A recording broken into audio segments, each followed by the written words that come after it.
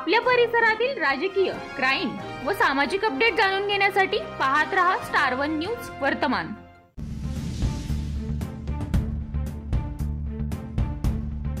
कारवे येथील ढाबा चालकाचा खून, विटा पोलीस स्टेशन गुन्हा रजिस्टर नंबर 32/2025, भारतीय न्याय संहिता कलम 103/1, 118/1, 189/2, 189/4, 190, 191/2, 191/3, 324/4, शस्त्र अधिनियम कलम 425 प्रमाणे फिर्यादी राजाराम गणपत जाधव, वय वर्ष 38, व्यवसाय शेती, राहणार कारवे, तालुका खानापूर, जिल्हा सांगली। पुण्यातील आरोपी माणिक संभाजी परीट, गजानन गोपीनाथ शिंदे, दोघेही राहणार मंगरुळ। अमृत शहाजी माळी, नयन रंगलाल धाबी, प्रफुल्ल कांबळे, रोहन रघुनाथ जाधव, नितीन पांडुरंग जाधव, सर्वे राहणार कारवे, तालुका खानापूर, जिल्हा सांगली। दिनांक 16/1/2025 रोजी रात्री 12:30 वाजेच्या सुमारास कारवे हद्दीतील स्मशानभूमी समोर राहुल गणपत जाधव, वय वर्ष 35, राहणार कारवे यांचा